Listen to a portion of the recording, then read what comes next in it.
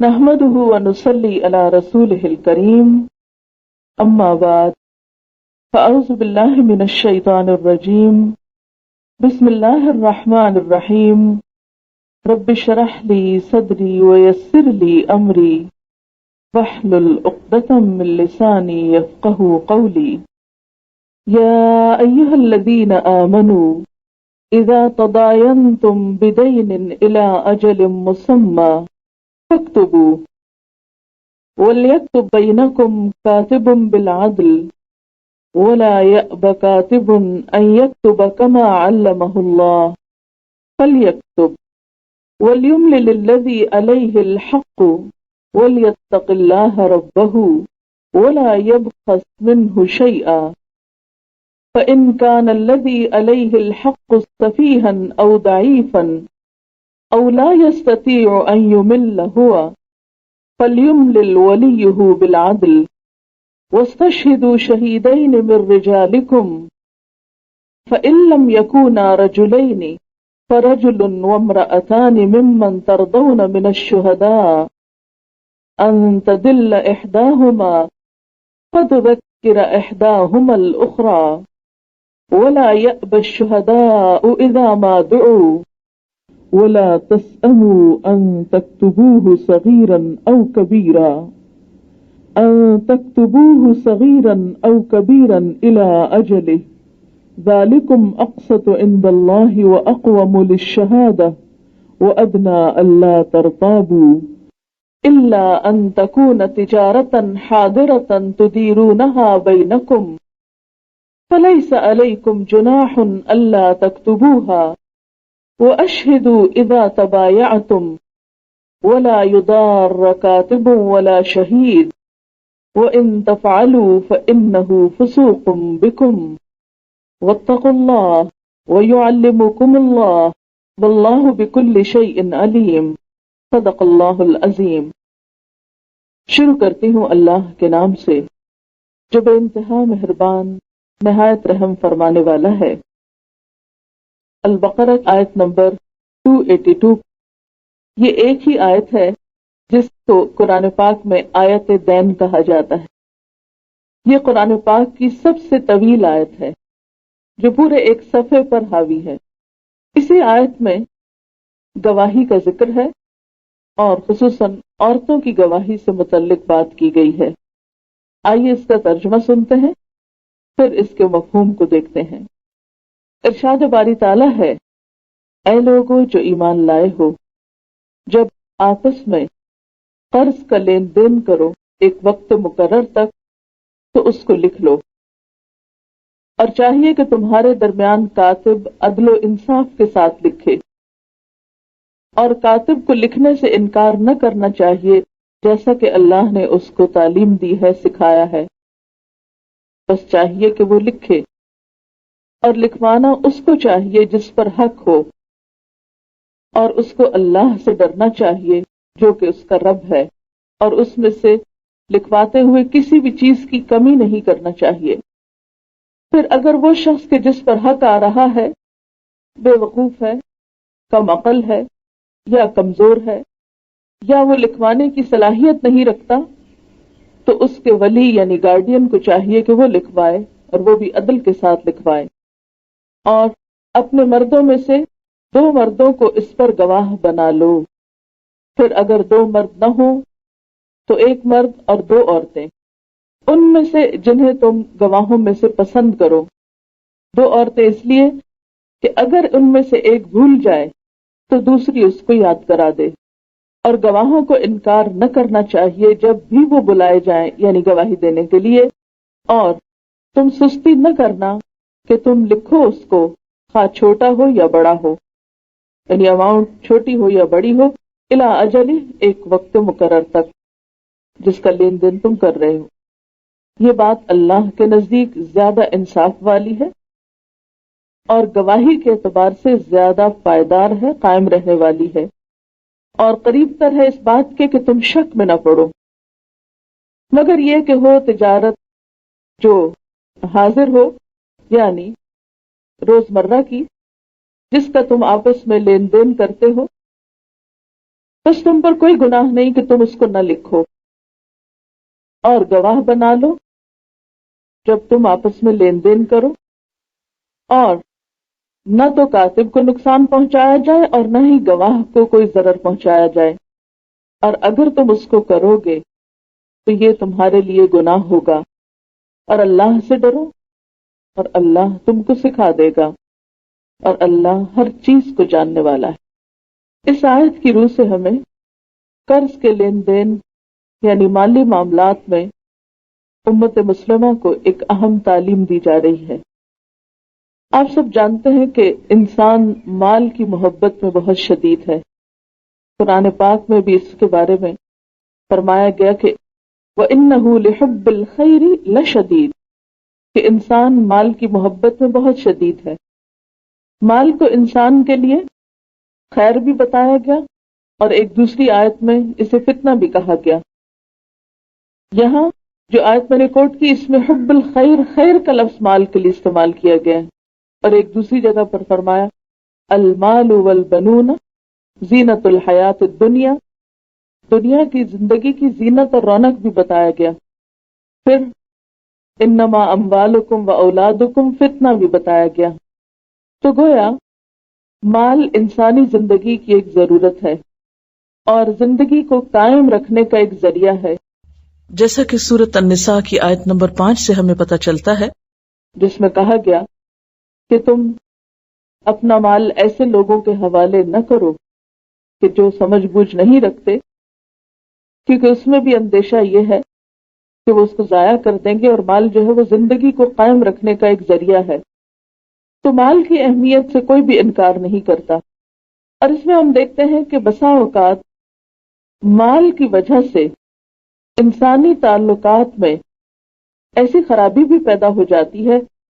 کہ جس سے خون کے رشتے تک متاثر ہوتے ہیں۔ جہاں مال انسانیت کی بھلائی کے لیے استعمال ہوتا ہے، وہاں بسا اوقات مال کی وجہ سے بہت سے فتنے فساد بھی جنم لیتے ہیں۔ اس لیے اسلام نے زندگی کے اس اہم گوشے کو، اہم پہلو کو ایسے ہی نہیں چھوڑ دیا، بلکہ اس معاملے میں ہمیں بہترین رہنمائی دی۔ یہ بھی بتایا کہ مال کہاں سے کماؤ، کہاں سے حاصل کرو، اور کہاں استعمال کرو، کس کس کو تم دو اور کس کس کو نہ دو، اس کے لین دین کے معاملے میں۔ پھر آپس میں ادھار اور قرض کے معاملے میں بھی ہماری رہنمائی کی۔ عربی زبان میں قرض کے لیے 2 لفظ استعمال ہوتے ہیں، ایک تو خود لفظ قرض ہے اور دوسرا لفظ دین ہوتا ہے۔ قرض جو ہے یہ عام روزمرہ زندگی میں چھوٹا موٹا ادھار جسے کہتے ہیں، جو کیش اینڈ کائنڈ دونوں شکلوں میں ہوتا ہے۔ عاریتاً لی ہوئی چیزیں، ایک شخص کو کچھ تھوڑے بہت پیسے ضرورت پڑے، وہ ہمسائے سے ادھار لے آیا، یا کسی ساتھی سے کہیں راستے میں مثلاً ضرورت پڑی۔ لیکن ایک ہوتا ہے تجارتی لین دین یا بڑے قرضے جن کی باقاعدہ ڈاکیومنٹیشن ہوتی ہے اور اس پر باقاعدہ گواہ بنائے جاتے ہیں۔ تو گویا ایک تو عام قرضہ ہے، روزمرہ کا لین دین، اس معاملے میں عموماً کسی کو گواہ بنانے کی ضرورت نہیں ہوتی، اور آپ نے دیکھا ہوگا کہ چھوٹا موٹا ادھار آپ کسی کے گھر سے لینے جاتے ہیں یا کسی جگہ پر کسی کلیگ سے لیتے ہیں، تو اس میں 150 روپے پر کسی گواہی کی یا لکھوانے کی یا لکھنے کی ضرورت پیش نہیں آتی۔ عام طور پر آپ اپنے پاس تھوڑا بہت اس کو لکھ کے یادداشت کے لیے رکھ لیتے ہیں، اور پھر اس کا ایک دوسرے کے ساتھ بحسن و خوبی معاملہ طے ہو جاتا ہے۔ اگر اس میں کوئی تھوڑی بہت زیادتی بھی کر جائے تو عموماً اتنا فتنہ فساد نہیں ہوتا۔ لیکن قرضوں کی ایک دوسری قسم جس کو دین کہا جاتا ہے، یہاں اس کا ذکر کیا جا رہا ہے کہ اذا تداینتم بدین الی اجل مسمی، کہ جب تم آپس میں قرض کا لین دین کرو ایک وقت کے تعین کے ساتھ، یعنی مدت کا تعین بھی اس میں شامل ہے دین میں۔ مثلا قرضے میں عام طور پر مدت کا تعین اتنا اہم نہیں ہوتا، لیکن دین میں یہ اہم ہوتا ہے کہ 1 سال کے بعد یا 2 سال کے بعد، کیونکہ اہل عرب اسی قسم کے قرضوں پر پھر سود بھی لیا دیا کرتے تھے۔ تو فرمایا کہ ایسے قرضے جو ہیں فَاكْتُبُوهُ، ان کو لکھ لیا کرو، اور چاہیے کہ تمہارے درمیان کاتب جو ہے یا لکھنے والا جو ہے وہ عدل و انصاف کے ساتھ لکھے، کسی پر بھی زیادتی نہ کرے، کسی کے ساتھ ظلم نہ ہو، اور لکھنے والے کو انکار نہیں کرنا چاہیے۔ جیسے کہ آپ جانتے ہیں کہ قرآن پاک جب نازل ہوا اس زمانے میں بھی لکھنے والوں کی تعداد بہت کم تھی، اور خال خال کوئی دور پار لکھنے والا ملتا تھا، اس لیے جو لکھنے والے تھے ان پر بوجھ بہت تھا، تو عموماً وہ پھر تنگ بھی پڑتے تھے کہ ہر معاملے میں ان کو کال کر لیا جاتا ہے، کیونکہ اسکلفل لوگ تھے، مصروف بھی ہوتے ہوں گے، ذمہ داریاں بھی ان کی زیادہ ہوتی ہوں گی۔ اور آج کے دور میں بھی آپ دیکھیں کہ ہمارے ملک میں ہی لٹریسی ریٹ آپ دیکھ سکتے ہیں کہ میجورٹی یا ماسز جو ہیں ہمارے وہ لکھے پڑھے نہیں ہیں۔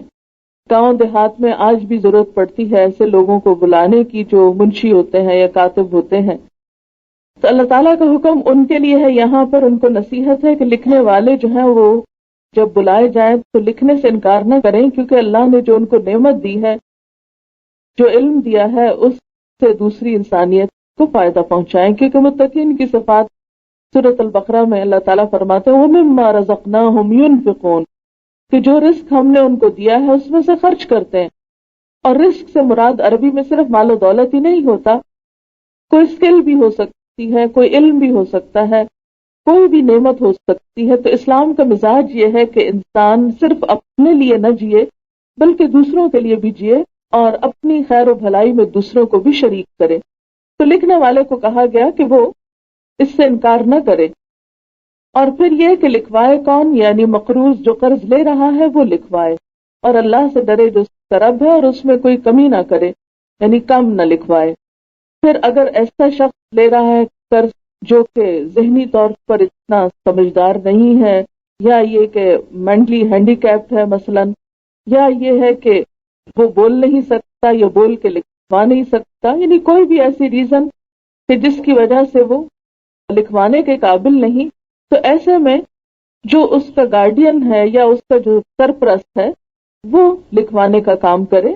یعنی پھر اس صورت میں بھی یہ نہیں کہا گیا کہ جو قرضہ دے رہا ہے وہ لکھوائے، بلکہ لکھوانا اسی کو ہوگا جو قرضہ لینے والا ہوگا، زیادہ قریب معلوم ہوتی ہے، کیونکہ فائدہ وہ اٹھا رہا ہے نا اس مال سے، اس لیے ذمہ داری اسی کی ڈالی گئی۔ وَاسْتَشْهِدُوا شَهِيدَيْنِ مِن رِّجَالِكُمْ، اور پھر ایسے موقع پر گواہ بھی بنا لو، اور گواہ کیا ہو؟ وَاسْتَشْهِدُوا شَهِيدَيْنِ، دو گواہ ہوں، مِن رِّجَالِكُمْ، اپنے مردوں میں سے، یعنی مالی معاملات میں گواہی صرف ایک مرد کی نہیں، دو مردوں کی ہوگی۔ فَإِن لَّمْ يَكُونَا رَجُلَيْنِ، پھر اگر دو مرد نہ ہوں، فَرَجُلٌ، تو ایک مرد، وَامْرَأَتَانِ، اور دو عورتیں ہو جائیں، مِمَّن تَرْضَوْنَ مِنَ الشُّهَدَاءِ، اور یہ گواہ ایسے ہوں جن کی گواہی سے تم راضی ہو، یعنی اپنی پسند اور اپنی مرضی کے گواہ لو۔ اور پھر ساتھ ہی حکمت بتا دی گئی کہ دو عورتوں کی گواہی کیوں اس موقع پر، ان تدل، کہ اگر بھول جائے، احداہما، ان میں سے ایک، فتذکر احداہما الاخری، تو دوسری اس پہلی کو یاد کرا دے۔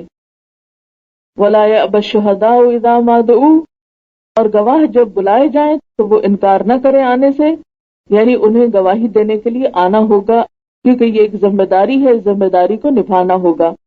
ولا تسأموا ان تکتبوہ صغیرا او کبیرا، اور لکھنے میں سستی مت دکھاؤ، خواہ پھر چھوٹی اماؤنٹ ہو یا بڑی ہو، الی اجلہ، اپنی مدت تک، یعنی جس میں مدت شمار ہو یا مدت شامل ہو اس کو پھر لکھواؤ۔ یہ اللہ کے نزدیک زیادہ انصاف والی بات ہے اور زیادہ درست بات ہے، اور اس میں شک میں پڑنے یا بھولنے کا امکان کم ہے۔ مگر یہ کہ روزمرہ کی لین دین اور تجارت ہو تو اس میں تم پر کوئی گناہ نہیں کہ تم اس کو نہ لکھواؤ، اور تم گواہ بنا لو جب بھی بڑے سودے کرو، اور نہ کاتب کو نقصان دیا جائے اور نہ گواہ کو، یعنی ستایا نہ جائے، ان کو پریشرائز نہ کیا جائے، ان کو دھمکیاں نہ دی جائیں، ان پر ناروا بوجھ نہ ڈالا جائے۔ اگر تم ایسا کرو گے تو یہ سخت گناہ کا کام ہے، اور اللہ سے ڈرو، اور اللہ تم کو سکھا دے گا معاملات کرنا، اور اللہ کو ہر چیز کا پتہ ہے۔ یہ تھا پوری آیت کا ایک ہلکا سا خلاصہ۔ اب میں اس میں سے خاص طور پر اس پورشن کو لوں گی جو عورتوں سے متعلق ہے۔ وَاسْتَشْهِدُوا شَهِيدَيْنِ مِن رِّجَالِكُمْ، گواہ بنانے کے لیے دو مردوں کو لو، اگر دو مرد نہ ملے، فَرَجُلٌ، تو ایک مرد ہو جائے، اور دوسری طرف 2 عورتیں ہو جائیں۔ اب اس میں عام طور پر اس آیت کے بارے میں خواتین کو ایک غلط فہمی ہوئی ہے، اور وہ یہ کہ شاید اسلام میں ان کا مرتبہ اور مقام کم ہے یا حیثیت کم ہے، اس وجہ سے شاید ان کے ساتھ یہ معاملہ کیا گیا ہے۔ اور کچھ اس دور میں خاص طور پر، یعنی یہ آیت تو 1400 سال پہلے اتری، لیکن 1400 سال میں کوئی ایک واقعہ بھی ایسا تاریخ میں رپورٹ نہیں کیا گیا کہ جس میں کبھی اس آیت کے سمجھنے میں کوئی مشکل پیش آئی ہو، یا کسی کو کوئی اعتراض ہوا ہو، یا کسی کی طرف سے کوئی ناراضگی کا اظہار ہوا ہو کہ اللہ تعالیٰ نے ایسا کیوں فرمایا ہے، کیونکہ یہ ایک تھیوریٹیکل مسئلہ تھا۔ مگر آج کے دور میں ہم مسلمانوں میں سے ہی کچھ لوگ دوسرے لوگوں کے افکار سے مروب ہو کر قرآن پر اس قسم کے اعتراضات کرنے لگے کہ عورتوں کو ایک حق سے محروم کیوں کیا گیا، یا یہ کہ عورت کے ساتھ یہ بہت بڑا ظلم ہو گیا، یا یہ کہ عورت کے ساتھ یہ ایک ڈسکریمنیشن ہے کہ اس کی گواہی جو ہے وہ مرد کے مقابلے میں کم رکھی گئی۔ بات یہ ہے کہ سب سے پہلے تو ہمیں اس بات کا فیصلہ کرنا ہوگا کہ آیا ہمیں اللہ کی بات پر اعتماد ہے یا نہیں۔ اگر اعتماد ہو تو معاملات بہت جلد سمجھ میں آ جاتے ہیں، لیکن اگر اس ہستی پر ہی یقین نہ ہو جس نے یہ کتاب ہماری طرف بھیجی ہے کہ وہ ہمارے حق میں رحمان اور رحیم ہے یا نہیں، یا مہربان ہے یا نہیں، تو پھر شاید معاملات کو سمجھنے میں کچھ دقت ہو۔ قرآن پاک میں ایک سورت ہے، سورت الحجرات، اس میں اللہ سبحانہ وتعالیٰ فرماتے ہیں، انما المؤمنون، بے شک مومن تو وہ ہوتے ہیں، الذین آمنوا باللہ ورسولہ، جو اللہ اور اس کے رسول پر ایمان لاتے ہیں، ثم لم یرتابوا، پھر وہ شک نہیں کرتے، پھر ان کے اندر اللہ اور اس کے رسول کے معاملے میں، ان کی ذات کے معاملے میں، ان کی تعلیم کے معاملے میں، ان کی طرف سے آنے والے حکم کے معاملے میں کوئی شک نہیں ہوتا۔ یہ ایمان کا تقاضا ہے۔ وَجَاهَدُوا بِأَمْوَالِهِمْ وَأَنفُسِهِمْ، اور وہ اپنے مالوں اور جانوں کے ساتھ جہاد کرتے ہیں، فی سبیل اللہ، اللہ کے راستے میں۔ اولئک ھم الصادقون، یہی لوگ سچے ہیں، یعنی انہی کا ایمان سچا ہے۔ اسی طرح نبی صلی اللہ علیہ وسلم صبح شام ایک دعا 3 مرتبہ پڑھا کرتے تھے اور پڑھنے کا حکم دیا۔ وہ کیا ہے؟ رضیت باللہ ربا وبالاسلام دینا وبمحمد نبیا ورسولا، میں راضی ہو گیا اللہ کے رب ہونے پر، محمد صلی اللہ علیہ وسلم کے رسول ہونے پر، دین اسلام کے اسلام ہونے پر، یعنی اسلام کو بحیثیت دین قبول کرنے پر میں راضی ہوں، اور محمد صلی اللہ علیہ وسلم کو اللہ کا رسول مانتا ہوں۔ ایسے شخص کے لیے وعدہ کیا گیا کہ جو شخص اس چیز پر راضی ہوگا، قیامت کے دن اللہ بھی اس کو راضی کر دے گا اور اس سے خوش ہو جائے گا۔ لیکن اگر آج ہمارے دل میں اللہ تعالیٰ کے بارے میں یا اس کے کسی حکم کے بارے میں کوئی شک ہے یا ناراضگی ہے یا دل کی گھٹن ہے، یا اس کو قبول کرنے کا ہم اپنے اندر جذبہ نہیں پاتے، تو پھر ہمیں سوچنا چاہیے کہ قیامت کے دن اللہ کی رضا ہم کو کیسے حاصل ہوگی۔ لیکن اس کا یہ مطلب نہیں کہ قرآن پاک کی اگر کوئی آیت سمجھ میں نہیں آ رہی تو اس کو سمجھا نہ جائے، یا اس کی ڈیپتھ میں نہ جایا جائے، یا اس پر کویسچن نہ کیا جائے، یا اس کو سمجھنے کی کوشش نہ کی جائے، کیونکہ بلائنڈ فیتھ کا تصور اسلام میں نہیں ہے۔ اسلام نے ہمیں فکر کی، سوچ کی آزادی دی ہے کہ اگر کوئی بات سمجھ میں نہ آئے تو اس کو سمجھنے کے لیے سوال کیا جائے۔ قرآن پاک میں یہ آتا ہے، فَاسْأَلُوا أَهْلَ الذِّكْرِ إِن كُنتُمْ لَا تَعْلَمُونَ، اہل ذکر یعنی اہل علم سے سوال کرو اگر تم جانتے نہیں ہو۔ اسی طرح ہم دیکھتے ہیں کہ حضرت ابراہیم علیہ السلام نے اللہ تعالیٰ سے ایک سوال کیا تھا اور وہ کیا تھا؟ ایک بستی کو انہوں نے دیکھا تھا کہ وہ ختم ہو چکی ہے، تو ان کے دل میں خیال آیا کہ یا اللہ، تو اس کو کیسے زندہ کرے گا، تو مردوں کو کیسے زندہ کرے گا؟ حالانکہ ابراہیم علیہ السلام تو اللہ تعالیٰ کے دوست تھے، اللہ کے محبوب تھے، اور انہیں اللہ تعالیٰ کی ذات پہ کوئی شک نہیں تھا، ان کا یقین تو اتنا تھا کہ اس کی خاطر وہ آگ میں کود پڑے تھے، ان سے بڑھ کر ایمان کس کا ہوگا؟ لیکن اس کے باوجود ہر انسان کے اندر کچھ چیزوں کے اوپر جب حیرت ہوتی ہے تو ان کے بارے میں جاننے کی خواہش پیدا ہوتی ہے اور اس کو جاننا چاہیے۔ تو اگر ایک انسان نیک نیتی کے ساتھ اللہ تعالیٰ کے کسی بھی حکم کو جاننے کی کوشش کرتا ہے تو اس پر اسلام نہ تو کوئی ناراضگی کا اظہار کرتا ہے اور نہ ہی کسی قسم کی کوئی بدگمانی کرتا ہے، بلکہ اپریشیٹ کرتا ہے۔ ایسے کوسچنز کو انکریج کیا گیا ہے جو سمجھ بوجھ کے لیے ہوں، اسی لیے اچھے سوال کو آدھا دین بتایا گیا۔ یعنی آدھا دین جو ہے وہ تو انسان کو پڑھ کے سمجھ میں آ جاتا ہے یا جان کے، لیکن آدھا دین کیسے ملتا ہے؟ جب انسان اس پر سوال کرتا ہے، اس کو مزید جاننے کی کوشش کرتا ہے۔ اب یہ ہے کہ اگر ہم اسی نیت اور جذبے کے ساتھ اس آیت کا مطلب جاننے اور سمجھنے کی کوشش کریں گے تو یہ ساری کوشش ہمارے لیے ایک اجر کا ذریعہ بنے گی، درجے میں بلندی کا ذریعہ بنے گی، کیونکہ من یرد اللہ بہ خیرا یفقہہ فی الدین، اللہ جس کے ساتھ بھلائی کا ارادہ کرتا ہے اس کو دین کی سمجھ دے دیتا ہے۔ تو دین کے کسی معاملے کا سمجھ میں آنا یہ اللہ تعالیٰ کا ایک احسان ہوتا ہے، اس کے کرم نوازی ہوتی ہے بندے پر۔ اس لیے ہم سب اب اسی نیت اور جذبے کے ساتھ مل کر اس آیت کو سمجھنے کی کوشش کرتے ہیں کہ اس کا مفہوم کیا ہے۔ اس مفہوم کو سمجھنے کے لیے سب سے پہلے تو ہمیں یہ دیکھنا ہوگا کہ اسلام میں گواہی بذات خود کیا حیثیت رکھتی ہے، یا ویسے بھی گواہی کا مقصد کیا ہے، یا گواہی کس چیز کا نام ہے۔ تو جیسا کہ پہلے میں نے عرض کیا کہ عموماً دو طرح کی گواہی ہوتی ہے، ایک تو واقعاتی ہوتی ہے اور ایک دستاویزی ہوتی ہے۔ واقعاتی کیا ہوتی ہے؟ دن بھر یا روز مرہ میں جو واقعات آپ کو پیش آتے ہیں ان پر آپ گواہ بنتے ہیں۔ مثال کے طور پر آپ کہیں روڈ پہ جا رہے تھے تو اچانک خدا نخواستہ کو حادثہ آپ نے دیکھا وہاں، تو یہ ایک واقعہ پیش آ گیا جس کے آپ چشمدید گواہ تھے۔ اور ایک ہوتی ہے دستاویزی گواہی کہ کوئی واقعہ اچانک نہیں پیش آیا بلکہ آپ نے خود ایک چیز کی ڈاکیومنٹیشن کی، جیسے قرض کے معاملات وغیرہ ہیں۔ اسی طرح ایک گواہی جو ہوتی ہے وہ معاشرتی ہوتی ہے اور ایک گواہی عدالتی ہوتی ہے۔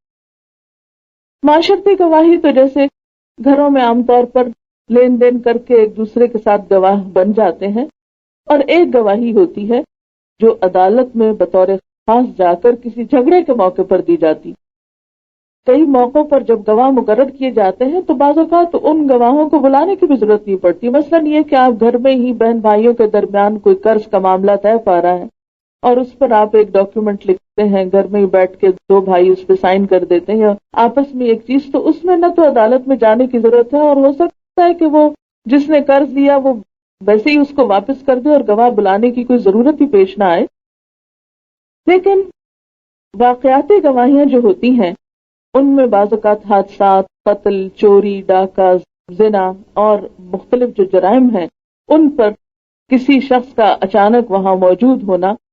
تو ایسے میں جو حدود سے متعلق چیزیں ہیں وہ گواہی الگ ہے، اور کچھ مالی معاملات ہیں اور کچھ خاندانی معاملات ہیں۔ آپ یوں سمجھے کہ تین طرح کے معاملات ہو سکتے ہیں۔ نمبر ایک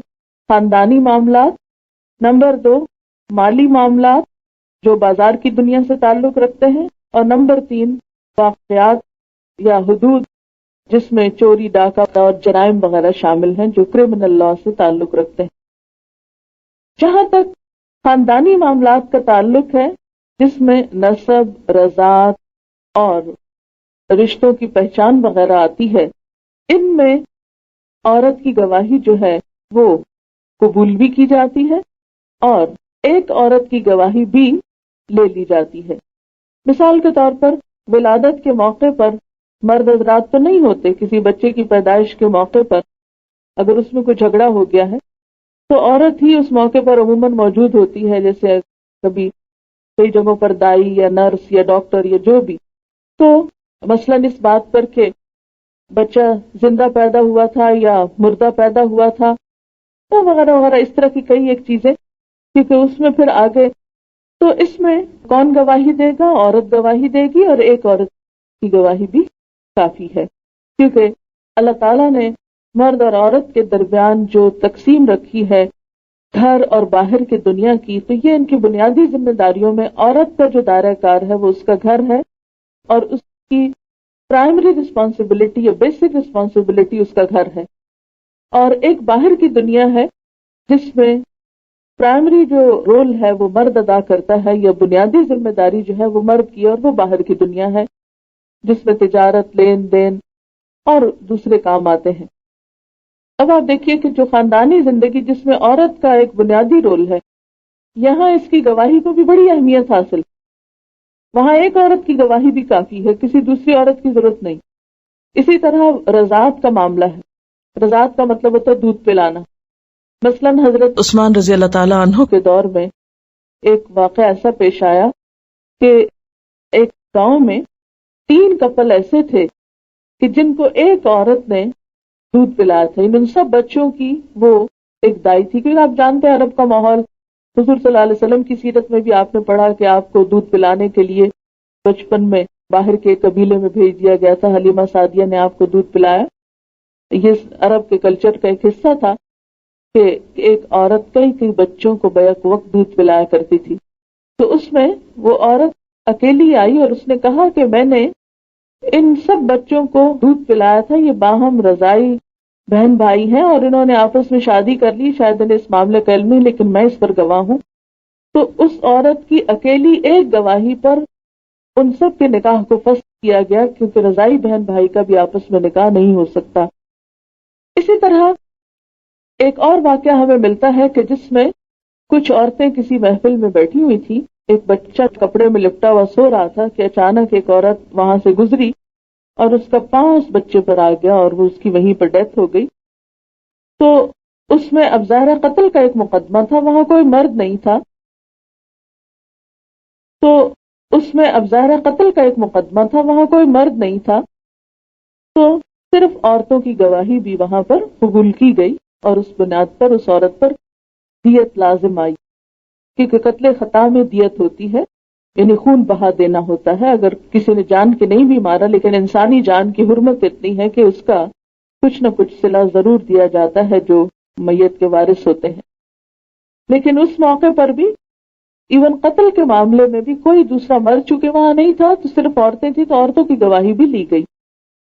بتانے کا مقصد، یہ مثال دینے کی غرض یہ ہے کہ وہ معاملات جو ایک عورت کی دنیا سے تعلق رکھتے ہیں اس میں عورت کی گواہی جو ہے وہ معتبر ہے. پھر دوسری طرح کے معاملات آتے ہیں جو بازار کی دنیا سے یا تجارتی دنیا سے تعلق رکھتے ہیں. بنیادی طور پر اسلام نے یہ ذمہ داری چونکہ مردوں پہ ڈالی ہے، مردوں کو اس کا ذمہ دار ٹھہرایا، اس لیے اس معاملے میں بنیادی طور پر گواہ مرد ہی ہوتے ہیں، انہی کے درمیان لین دین ہوتا ہے. لیکن یہ نہیں کہا گیا کہ عورت بوقت ضرورت وہاں گواہ نہیں بن سکتی. فرمایا کہ اگر کوئی ایسا معاملہ ہو رہا ہے خاندان کے درمیان یا کسی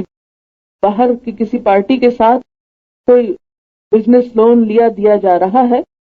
تو ایسی صورت میں اس کی ڈاکیومنٹیشن جب ہو تو 2 مردوں کو گواہ بناؤ. وہاں بھی آپ دیکھیں ایک مرد نہیں ہے، 2 ہیں، کیونکہ خدا نخواستہ ایک فوت ہو جاتا ہے یا کچھ بھی معاملہ ہوتا ہے تو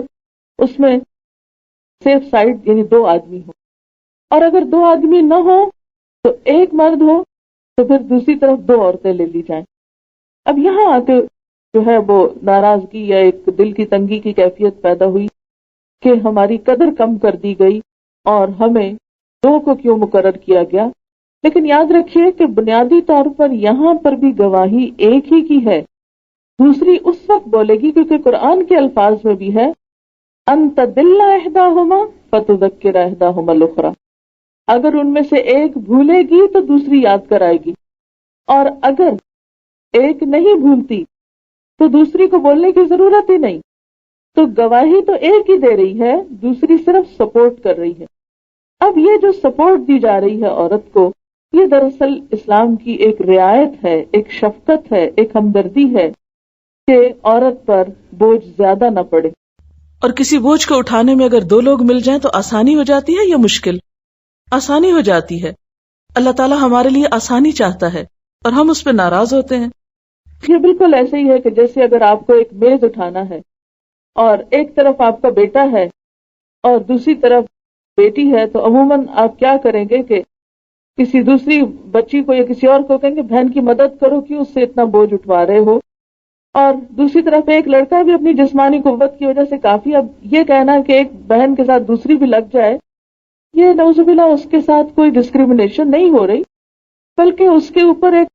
رحمت و شفقت کا معاملہ ہے، اس کی ایک مخصوص پوزیشن کو سامنے رکھتے ہوئے.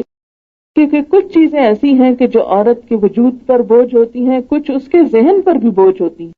یعنی جس طرح عورت جسمانی طور پر آپ دیکھیں کہ کبھی وہ پیریڈز کی کیفیت سے گزر رہی ہے، کبھی وہ حمل کی کیفیت میں، کبھی ولادت، اور پھر اس کے بعد دودھ پلانے کی، اور بعض اوقات مینوپاز اور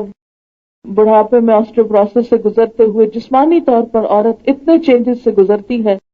کہ اسلام نے اس پر اس طرح کے بوجھ نہیں ڈالے. اور جب یہ ان کیفیات سے گزرتی ہے تو صرف یہ جسمانی کیفیات میں تبدیلی نہیں آتی، بلکہ اس کے ساتھ ساتھ اس کی ذہنی کیفیات میں بھی تبدیلی آتی ہے، جس کے اس وقت سائنٹیفک پروفز موجود ہیں، جو قرآن نے نہیں دیے بلکہ اس دنیا نے دیے ہیں جو قرآن کو نہیں مانتے. ان کا میں لیٹر آن ذکر کروں گی، لیکن یہاں صرف اتنی بات جاننا ضروری ہے کہ ایک معاملے کو اگر آپ پازیٹیولی دیکھیں گے تو اسی میں خیر کا پہلو بھی نظر آ سکتا ہے آپ کو، اور ایک کو اگر ناراضگی یا بدگمانی کی نظر سے دیکھیں گے تو اسی شخص کے اندر آپ کو ایک عیب بھی نظر آ سکتا ہے. مثلاً کہا جاتا ہے کہ ایک بادشاہ جو تھا اس نے ایک خواب دیکھا کہ اس کے سارے دانت گر گئے. اس نے ایک نجومی کو بلایا اور کہا کہ تم میرے خواب کی تعبیر کرو. تو اس نے خواب کی تعبیر یہ کی کہ تمہارے سارے رشتہ دار مر جائیں گے. وہ بہت ناراض ہوا. اس نے ایک اور شخص کو بلایا اور اس کو کہا کہ تم میرے خواب کی تعبیر بتاؤ. تو اس نے کہا بادشاہ آپ اتنی لمبی زندگی پائیں گے، اپنے سارے رشتہ داروں سے بات تک جئیں گے. اب آپ دیکھیں کہ صرف ایک جملے میں یہ کہ ایک نے کہا کہ تمہارے سارے رشتہ دار مر جائیں گے اور دوسرے نے کہا تم لمبی زندگی پاؤ گے، تو بات تو ایک ہی ہے، لیکن بات کا جو انداز ہے یا سوچ کا جو فرق ہے، اس نے بات کا جو مزہ ہے یا جو انداز ہے وہ بالکل بدل کے رکھ دیا. بالکل اسی طرح اگر ہم اس گواہی کی آیت کو بھی اس نقطہ نظر سے دیکھیں کہ یہ اللہ تعالیٰ نے ایک عورت کو سہولت دی ہے تو ہمیں اس پر شکر گزاری کے جذبات آئیں گے. اور اگر ہم اس کو دوسری نظر سے دیکھیں گے کہ اس میں ہماری قدر و قیمت کم کر دی گئی تو ظاہر ہے کہ پھر ناراضگی کے جذبات ہوں گے، اور اللہ اور اس کے رسول سے ناراض ہو کر ہمارا بنے گا تو کچھ نہیں، دین ایمان کا نقصان ہی ہوگا. پھر اس میں آپ دیکھیں کہ یہ جو بات ہے یعنی کہ آدھی گواہی جس کو بولا جاتا ہے، یہ آدھی نہیں ہے، یہ بھی ایک غلط ٹرم ہے. گواہی پوری ہی ہے، صرف بھولنے کی شکل میں دوسری خاتون بولے گی. اس میں بھی ایک واقعہ ملتا ہے. امام شافعی کی والدہ جو تھی وہ کسی موقع پر حاضر ہوئی. جج نے جب گواہی لینا چاہی تو دو عورتوں کی گواہی کو کہا کہ دونوں بولو. تو انہوں نے کہا کہ قرآن نے دو کو اکٹھا بولنے کے لیے نہیں کہا، گواہی ایک ہی دے گی. اگر ایک بھولے گی تو دوسری ساتھ دے گی، اگر وہ نہیں بھولے گی تو ایک کی گواہی کافی ہے. یہاں ایک اور بھی قانونی نقطہ یہاں سامنے آتا ہے کہ اگر دو مرد گواہی دے رہے ہوں اور ان میں سے ایک بھول جائے اور دوسرا یاد کرائے تو ان کی ساری گواہی ساقط ہو جاتی. یعنی اگر دو مردوں کی گواہی میں درمیان میں اختلاف پڑ جائے تو وہ گواہی ساری رد ہو جاتی ہے. مثلاً ایک شخص گواہی دیتا ہے کہ میں نے دیکھا کہ فلاں شخص قتل کر رہا تھا. اب اسی مقدمے کا دوسرا گواہ کہتا نہیں وہ قتل نہیں کر رہا تھا، وہ تو کچھ اور کر رہا تھا. تو کیا ہوگا؟ مقدمے کی صورت بدل جائے گی. یہ رعایت اللہ نے عورت کو دی ہے کہ اگر دو عورتیں آپس میں وہاں اختلاف بھی کر جاتی ہیں تو مکمل طور پر گواہی رد نہیں کی جاتی. اس میں دوسری عورت کی تصحیح کو یا دوسری عورت کی یاد دہانی کو ریجیکٹ نہیں کیا جاتا، بلکہ اس میں اور قرائن کو دیکھ کر اسے قبول کیا جاتا ہے۔ تو یہ یاد رکھیے کہ گواہی جو ہے وہ کوئی رائٹ نہیں ہے ہمارا کہ جس سے ہم محروم کیے جا رہے ہیں اور ہمیں اس پہ ناراضگی ہو۔ گواہی تو ایک بوجھ ہے، یہ کوئی پریویلیج نہیں ہے جس سے ہمیں محرومی ہو رہی، یہ کوئی انعام نہیں تھا کہ جس کو ہم سے چھین لیا گیا، یا ہمیں کچھ اس میں حاصل نہیں ہو رہا کہ جس سے ہمیں کوئی کمی ہو رہی ہے، یہ تو ایک بوجھ پڑ رہا ہے۔ اور آپ ذرا سا امیجن کریں کہ آج بھی دنیا میں جتنے ممالک ہیں ان سب کی عدالتوں کا آپ سروے کر لیں کہ ہر روز دن میں کتنے مرد آتے ہیں عدالتوں میں گواہی دینے اور کتنی عورتیں آتی ہیں۔ آپ پاکستان میں دیکھ لیں یا انگلستان میں دیکھ لیں یا امریکہ میں دیکھ لیں، کہیں کی بھی دنیا بھر کی۔ کیوں؟ اس لیے کہ یہ ایک بہت ذمہ داری کا اور ایک بہت بوجھ کا کام ہے جس میں بڑے بڑے مرد پڑھنے سے گھبراتے ہیں۔ کہاں یہ کہ ایک عورت جو ہے وہ اس پر ناراضگی کا اظہار کرے کہ مجھے یہ موقع کیوں نہیں دیا گیا کہ میں کسی کی گواہی دوں۔ آپ دیکھیں کہ چھوٹے چھوٹے جو گھر میں معاملات ہوتے ہیں اس میں بھی اگر آپ کو کہیں گواہی دینی پڑے تو عام طور پر آپ کتراتے ہیں کہ میں نہیں بولتی، کسی اور کو پوچھو، مجھے پتا ہے لیکن میں چپ رہوں گی۔ یا آپ کسی کو کہتے ہیں کہ جاؤ فلاں کو یہ بات بتا دو، حالانکہ چشمدید گواہ آپ خود ہوتے ہیں۔ تو گھریلو اور خاندانی گواہیوں میں بھی ہم عموماً بچنے کی کوشش کرتے ہیں۔ کہاں یہ کہ انسان عدالتی گواہیوں میں اپنے آپ کو پیش کرے اور اس کو یہ سمجھے کہ اگر مجھے موقع نہیں ملا تو شاید میرے ساتھ کوئی بہت بڑا ظلم کر دیا گیا ہے۔ علاوہ ازیں گواہی دینے میں دو عورتوں کو ایک ساتھ رکھنے کی ایک مصلحت یہ بھی ہو سکتی ہے کہ ان کو گھبراہٹ اور پریشانی نہ ہو جو اکیلے تنہا ہونے کی صورت میں عورت کو لاحق ہو سکتی ہے، خصوصاً جبکہ وہ ایک قاضی اور جج کے سامنے گواہی کے لیے پیش ہو اور اسے قاضی اور وکیل کی طرف سے اٹھائے گئے سوالات اور جرح کا سامنا بھی ہو۔ ظاہر ہے کہ جب اس کے ساتھ کوئی دوسری مددگار عورت موجود ہوگی تو اس کے لیے فائدہ ہوگا، اسے ڈھارس بندھے گی، اسے حوصلہ ملے گا۔ ایک اور وجہ یہ بھی ہو سکتی ہے کہ کمرہ عدالت میں اگر جج تنہا ہو تو اس کے پاس کسی عورت کا تنہا جانا، خواہ شہادت دینے کے لیے کیوں نہ ہو، یہ درست بات نہیں، کیونکہ اسلام اس چیز کو کنڈیم کرتا ہے کہ ایک مرد اور عورت کہیں پر تنہا ہو، کیونکہ اس میں کئی خرابیوں کا اندیشہ ہوتا ہے۔ پھر عام طور پر آپ دیکھیے کہ ہمارے معاشرے میں اکثریت خواتین کی ایسی ہے کہ جو بازار بھی اکیلے جانا نہیں چاہتی، اور کوئی نہیں تو ایک بچہ بھی ساتھ مل جائے تو لے جانے کو بہتر سمجھتی ہیں بنسبت اس کے کہ وہ اکیلے جائیں۔ اور وہ خاتون جو بازار جاتے ہوئے گھبراہٹ کا شکار ہوتی ہے، یہ کسی اہم کام کے وقت اسے اگر یہ کہا جائے کہ وہ تنہا گواہی کے لیے نکلے تو کیا یہ اس کے لیے ایک مشکل کام نہ ہوگا، ایک پریشانی کی بات نہ ہوگی؟ اسلام نے حقیقت میں عورت پر ظلم نہیں کیا، صرف اس کو ایک سپورٹ دی ہے۔ اور یہ سپورٹ کس وجہ سے ہے؟ عورت کی جو مختلف کیفیات اس پر گزرتی ہیں اس کی وجہ سے اس کے اندر جو فزیکل اور مینٹل چینجز آتی ہیں اس میں بھولنے کا عنصر مرد کی نسبت عورت میں زیادہ ہے۔ کچھ سال پہلے ٹائمز میگزین میں ایک ریسرچ کی گئی جس کا رزلٹ یہ تھا کہ عورت اپنے ریزن کو ایموشن سے الگ نہیں کر سکتی، یعنی ہر معاملے میں اس کے ایموشنز انوالو ہو جاتے ہیں، جبکہ مرد جب وہ فیصلہ کوئی کرنے لگتے ہیں یا کوئی بات کرنے لگتے ہیں تو عموماً جذبات سے عاری ہو کر بات کرتے ہیں۔ ان کے اندر صلاحیت ایسی ہے کہ ریزن اور ایموشن کو الگ کر لیتے ہیں، جبکہ عورت ایسا کرنے کو مشکل پاتی ہے۔ مثلا آپ دیکھیں کہ اگر آپ کو کہیں گواہی کے لیے بلایا جائے اور آپ کو یہ پتا چلے کہ یہ شخص جو ہے یہ غریب ہے اور میری گواہی سے اس کو بڑا نقصان ہو جائے گا، اس کو جرمانہ پڑ جائے گا، تو آپ اس پہ ترس کھا کے چاہے سچی گواہی کیوں نہ ہو دینے کو نہیں پسند کریں گی۔ اسی طرح اگر آپ کو یہ پتا چل جائے کہ میری وجہ سے اس شخص کی گردن اڑا دی جائے گی تو آپ ایک ذہنی اذیت سے گزریں گے۔ بعض اوقات ایسا ہوتا ہے نا کہ جہاں ہم سچ بول آتے ہیں بعد میں آ کے پچھتاتے رہتے ہیں کہ نہ ہی بولتے یہ سچ، کیونکہ اس سچ نے ایسا اور ایسا کر دیا، دل میں بار بار وہ جذبات کو آ کے ہٹ کرتی ہے بات کہ میری وجہ سے وہ فلاں کا نقصان ہو گیا یا میری وجہ سے فلاں کو تکلیف پہنچی۔ کیونکہ اس معاملے میں اللہ تعالیٰ نے چونکہ عورت سے بچوں کی پیدائش اور ان کی تربیت کا کام لینا تھا، اور بچے کے جن کو پالنے اور بڑھانے کے لیے جذبات اور محبت اور ایموشنز کی بہت ضرورت ہوتی ہے، اس لیے اللہ نے ایک ضرورت کے تحت وہ بہتات رکھ دی ہمارے اندر، اور اس کی وجہ سے ہمیں کچھ اور ذمہ داریوں سے فارغ کر دیا گیا۔ مثلاً ہم پہ جمعے کی نماز فرض نہیں کی گئی، ہمیں باجماعت مسجد میں جا کر نماز پڑھنے کا کوئی حکم نہیں کہ تم ضرور جاؤ۔ ہاں یہ کہ اکا دکا جیسے حرم میں آپ جاتے ہیں یا کہیں اپنے ایمان کے لیے، جب آپ کا کبھی دل چاہے آپ کی چوائس پر ہے تو اس کے لیے اجازت ہے، لیکن یہ نہیں کہا گیا کہ 5 وقت اگر نماز مسجد میں نہیں پڑھو گے تو تمہاری شامت ہے۔ اس کے برعکس مردوں کے لیے اتنا سخت حکم ہے کہ آپ صلی اللہ علیہ وسلم نے ایک موقع پہ فرمایا میرا دل چاہتا ہے کہ میری جگہ نماز کوئی اور پڑھائے، تکبیر ہو جائے اور میں جا کے ان لوگوں کے گھروں کو آگ لگا دوں، لوگ مسجد میں نہیں آتے اور گھروں میں نماز پڑھتے ہیں، یعنی اتنا سخت مردوں کے لیے حکم۔ لیکن عورت کے لیے کوئی ایسی پابندی نہیں، جیسے جیسے سہولت پاتی ہے افضل وقت میں نماز پڑھ لے تو اس کے لیے بہتر ہے۔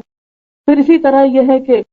عیدوں کے موقع پر بھی اس کی اپنی چوائس ہے، اگرچہ اس کو انکریج کیا گیا لیکن اس کو لازم نہیں کیا گیا۔ اسی طرح یہ ہے کہ جہاد کے لیے یعنی قتال کے لیے جنگوں میں عورت کو جانے پہ مجبور نہیں کیا گیا۔ ہاں صحابیات میں سے ازواج مطہرات میں سے ہم دیکھتے ہیں کہ ہر جنگ کے موقع پر کوئی نہ کوئی ایک چھوٹا سا گروپ خواتین کا اپنی چوائس سے ضرور جاتا تھا، لیکن اس میں مجبور نہیں کیا گیا۔ اور اس وقت بھی آپ دیکھتے ہیں کہ آپ کے جو مرد حضرات ہیں جتنے مشکل جنگی کام وہ کرتے ہیں، اگر ان کی جگہ آپ کو کرنے پڑے آپ سوچ سکتے ہیں کہ کتنے مشکل مرحلوں سے وہ سب گزرتے ہیں۔ تو اگر اللہ تعالیٰ نے عورت پر یہ بوجھ نہیں ڈالا تو یہ آپ کی رعایت اور سہولت کے لیے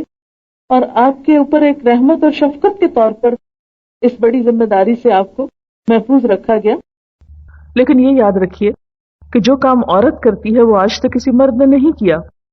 مثلا بچے کی پیدائش اور تربیت کا کام مرد انجام نہیں دے سکتا، اور اپنی ذمہ داری کے نبھانے کی وجہ سے عورت جو ہے وہ مرد پر 3 درجے فوقیت رکھتی ہے جب وہ ماں بنتی ہے۔ ایک حدیث میں آتا ہے کہ ایک شخص آ کر یہ پوچھتا ہے کہ اللہ کے رسول صلی اللہ علیہ وسلم سب سے زیادہ میرے حسن سلوک کا مستحق کون ہے؟ تو آپ فرماتے ہیں تیری ماں۔ پھر پوچھتا ہے تو آپ یہی جواب دیتے ہیں۔ تیسری مرتبہ پھر آپ یہی جواب دیتے ہیں۔ چوتھی مرتبہ کہتے ہیں کہ تمہارا باپ۔ اس معاملے میں تو کبھی کسی باپ نے آج تک یہ نہیں کہا کہ اسلام نے ہمیں ماں سے کمتر کیوں رکھا اور ماں ہی کو سب کچھ کیوں دے دیا گیا۔ اور جیسے کہ ایک اور حدیث میں آتا ہے کہ ماں کے قدموں تلے جنت ہے، تو کبھی کسی نے یہ شکایت نہیں کی کہ ہمارے قدموں تلے جنت کیوں نہیں ہے۔ تو بات یہ ہے کہ جہاں مرد کی ذمہ داریاں زیادہ ہیں وہاں ان کا درجہ زیادہ ہے، اور جہاں عورت کی ذمہ داریاں زیادہ ہیں وہاں عورت کا درجہ زیادہ ہے۔ اب اس میں آپ دیکھیں کہ یہ جو میں نے ابھی ذکر کیا تھا کہ عورت کے اوپر جو ایسے مختلف حالات گزرتے ہیں کہ جن سے اس کی جو میموری ہے وہ متاثر ہوتی، کیونکہ یہاں بھی بیسیکلی بھولنے کی بات کی گئی ہے کہ اگر بھول جائے یعنی بھولنے کی وجہ سے اس کو سپورٹ دی گئی ہے۔ یہ نہیں کہا گیا کہ وہ کمتر ہے مرد کے مقابلے میں اس وجہ سے، یا اس کا کوئی سٹیٹس نہیں اس وجہ سے اس کو سپورٹ دی جا رہی ہے، نہیں، بھولنے کی وجہ سے۔ بھولنے کا احتمال مردوں کی نسبت کیوں زیادہ ہے عورت میں؟ اس میں پہلے تو منسٹریشن آتا ہے، اس دوران عورت 150 سمپٹمز محسوس کرتی ہے۔ سائیکائٹری ان پریکٹس اپریل 1983 کے جرنل کے مطابق 40% عورتیں کسی نہ کسی طرح پری مینسٹرل سنڈروم یا حیض کے آنے سے قبل 8 یا 10 دن کی کیفیت سے گزرتی، یعنی ساری عورتوں میں سے 40% عورتیں جو ہیں وہ کسی نہ کسی ہلکی پھلکی تکلیف سے گزرتی ہیں پیریڈ شروع ہونے کے 8 سے 10 دن پہلے۔ 80% عورتوں کو جسم میں درد، پیٹ میں تکلیف وغیرہ کی شکایت رہتی ہے۔ ایک جرنل جس کا نام سائیکولوجیکل میڈیسن ہے، اس کے مطابق حیض سے پہلے کچھ دنوں میں عورت چڑچڑے پن، ڈپریشن اور ٹینشن، بے چینی، سستی، اکیلے پن کا احساس، بلا وجہ رونا اور موڈ میں تبدیلی جیسی کیفیات سے گزرتی ہے۔ ایک اور رپورٹ جس کا نام دا PMS سنڈروم ہے، اس کے مطابق ان دنوں عورتوں کے لیے ہمدم متوجہ ہونا مشکل ہوتا ہے اور یادداشت بھی کسی حد تک کمزور ہوتی ہے، یعنی باقی ساری سمپٹمز میں سے ایک سمپٹم اس کی یادداشت کا متاثر ہونا بھی ہے۔ تو اس سے کیا پتہ چلتا ہے کہ قرآن نے اگر یہ کہا کہ اللہ تعالیٰ نے ہم کو بنایا اور یہ قرآن بھی اس نے اتارا ہے، اس سے بڑھ کے ہمیں کون جانتا تھا۔ تو چونکہ ان دنوں میں عورت کی یادداشت متاثر ہوتی ہے، ہو سکتا ہے کہ ایک عورت ایسی کیفیت میں ہو اور اس کو گواہی کے لیے بلایا جائے اور وہ اپنی اس تکلیف کی وجہ سے کچھ بھول جائے، تو ایک دوسری عورت کو ساتھ رکھا گیا کہ وہ اس کو پھر ایسے موقع پر یاد دہانی کرا دے۔ پھر اسی طرح مس کیریجز جو ہوتے ہیں خواتین میں، یعنی حمل کا ضائع ہو جانا، حمل میں سے 1/5 پریگننسی ضائع ہو جاتی ہے، یعنی اوور آل جو اس کا سروے کیا گیا، جس کے ذہنی اور جسمانی اثرات ہوتے ہیں، یعنی اس کے بعد بھی عورت ایک ایموشنل سیٹ بیک کا شکار ہوتی ہے یا ایک شوق کی کیفیت میں جاتی ہے، یا وہ عرصہ جو ہے وہ اس کے لیے کسی بھی طور پر خوشگوار نہیں ہوتا۔ پھر اسی طرح پوسٹ پارٹم ڈپریشن جو ہے، اس میں حمل کے دوران کے علاوہ وضع حمل کے بعد بھی 2/3 عورتیں ڈپریشن محسوس کرتی ہیں۔ یہ ڈپریشن وضع حمل کے بعد یعنی بچے کے پیدائش کے بعد پہلے یا تیسرے مہینے میں کبھی بھی ڈیولپ ہو سکتا ہے، 1 سال کی مدت تک برقرار رہ سکتے ہیں، یعنی بچے کی پیدائش کے 1 سال بعد تک یہ ڈپریشن کی کیفیات جو ہیں وہ پیدا ہو سکتی ہیں۔ اس میں بھی مختلف طرح کی کیفیات ہوتی ہیں، جیسے بے چینی، تھکن یا نیند کا نہ آنا۔ اس میں بھی عورت کو مستقل حوصلہ افزائی کی ضرورت رہتی ہے، یعنی اس کو شوہر کی طرف سے یا دوستوں کی طرف سے یا رشتہ داروں کی طرف سے ایک انکریجمنٹ کی ضرورت رہتی ہے۔ وہ چھوٹی چھوٹی باتوں کے لیے دوسروں کی مدد مانگتی ہے، جذباتیت کا یا موڈز کا بھی شکار ہوتی ہے۔ یہ جو کیفیت ہے، خاص طور پر یہ ورڈز قابل غور ہیں کہ چھوٹی چھوٹی باتوں میں دوسروں کی مدد کی ضرورت محسوس کرتی ہے۔ اب یہ جو قرآن نے کہا کہ دوسری اس کو یاد کرا دے، تو یہ بھی اسی میں یہ چیز آتی ہے کہ اس کو ایک نیچرلی ایک سپورٹ چاہیے ہوتی ہے۔ پھر مینوپاز کا جو عرصہ ہوتا ہے، یعنی سن یاس جس کو کہتے ہیں، آفٹر 40 جو ہوتا ہے، اس میں بھی پیری مینوپاز اس دور کو کہتے ہیں جو حیض کے مکمل طور پر ختم ہونے سے پہلے کے 2 سے 8 سال ہیں۔ عام طور پر کہتے ہیں کہ یعنی مڈ 40s میں یہ شروع ہو جاتا ہے۔ خواتین ویری کرتی ہیں، کچھ خواتین کو اس سے پہلے بھی ہو سکتا ہے، اور ہر ملک کی یہ عمر کی جو مدت ہے یہ مختلف ہے۔ عموماً 48 سے 52 کے دوران مینوپاز ہوتا ہے، تو اس کے 2 سے 6 سال جو ہیں وہ بہت ہی اہم ہوتے ہیں۔ اس میں اس کی کیفیات جو ہے وہ عورت محسوس کرنے لگتی ہے، اور اس میں بھی میموری لاس کا شکار ہوتی ہے۔ پھر اسی طرح ایک اور فٹ پریگننسی میگزین ہے، اس کے 1998 کے ایشو میں ایک رپورٹ چھپی جس میں بتایا گیا کہ تحقیقات کے مطابق اب یہ بات ثابت ہو چکی ہے کہ حمل کے تیسرے حصے میں، یعنی آخری جو ٹرم ہوتی ہے 6 مہینے سے 9 مہینے کی مدت تک، حاملہ عورت کا دماغ چھوٹا ہو جاتا ہے۔ برطانوی محققین نے 10 حاملہ عورتوں کے دماغ کا اسکین کیا، ایک بار حمل کے تیسرے حصے میں اور دوبارہ یہی اسکین وضع حمل کے بعد، انہیں پتا چلا کہ ان عورتوں کا دماغ حقیقتاً شرنک ہوا، یعنی 10 کی 10 کا جن کے اوپر یہ ایکسپیریمنٹ کیا تھا ان کا دماغ شرنک ہوا اور پھر ڈیلیوری کے بعد اپنے نارمل سائز پہ آ گیا۔ وجہ یہ بتائی گئی کہ حمل کے دوران برین سیلز کا والیوم کم ہو جاتا ہے،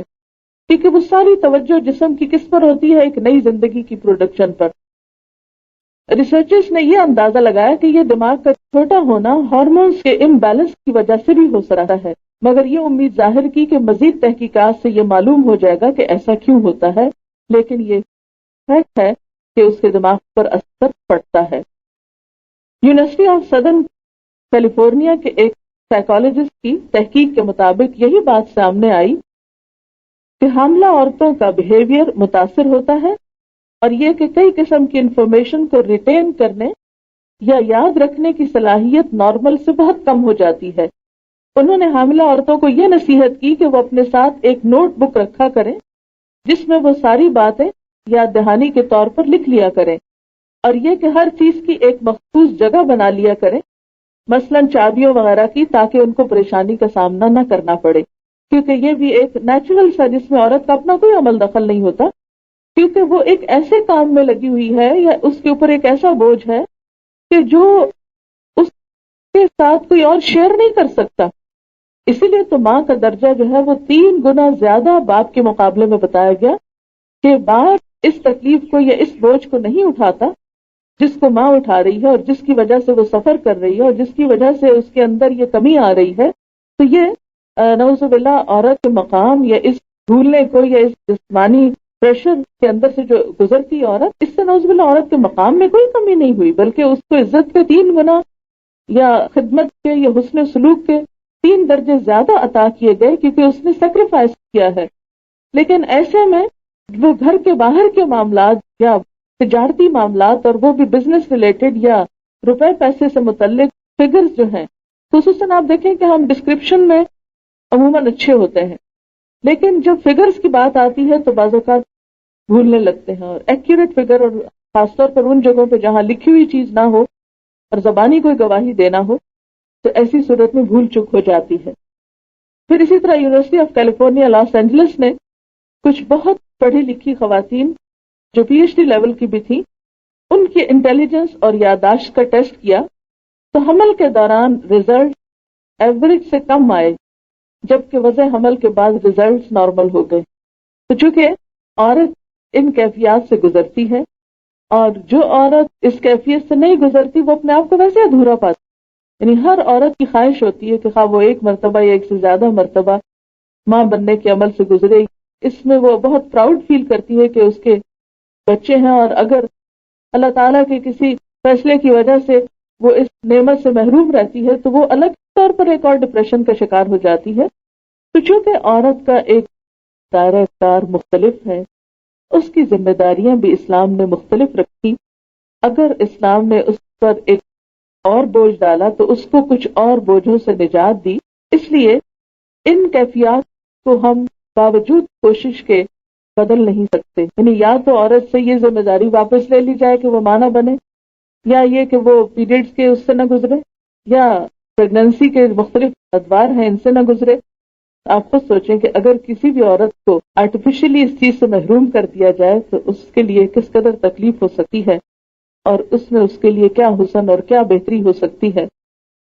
اور دوسری صورت یہ ہے کہ عورت کو دوسرے جو فرائض اور ذمہ داریاں ہیں ان کا بوجھ ہلکا کر دیا جائے. یعنی 2 میں سے ایک کام ہو سکتا ہے. ایک تو یہ کہ عورت کو عورت نہ رہنے دیا جائے، جو عورت والی اس کی ساری سمپٹمز ہیں وہ ختم کی جائیں تاکہ اس کے اندر سے وہ بھولنے کی یا اس کی جو کمی بیشی کے جو معاملات ہیں وہ درست ہو سکیں. اور دوسرا یہ ہے کہ عورت کو عورت رہنے دیا جائے اور اس سے باہر کے بوجھ کچھ کم کر دیے جائیں. میرا خیال ہے اللہ تعالیٰ نے جو ہمارے لیے پسند کیا ہے ہمیں بھی اسی پہ راضی ہو جانا چاہیے، اور ایسی چیزوں کو اعتراض کی نظر سے یا بدگمانی کی نظر سے دیکھنے کی بجائے سمجھنے کی کوشش کرنی چاہیے، تاکہ ہم دنیا میں بھی ایک خوشحال اور پرامن زندگی بسر کر سکیں اور ہماری آخرت بھی بہترین ہو. آج اگر ہم اللہ کے فیصلوں پر راضی ہوں گے تو کل اللہ تعالیٰ ضرور پوچھیں گے کہ بندے تو بتا تیری رضا کیا ہے. وآخر دعوانا ان الحمد للہ رب العالمین.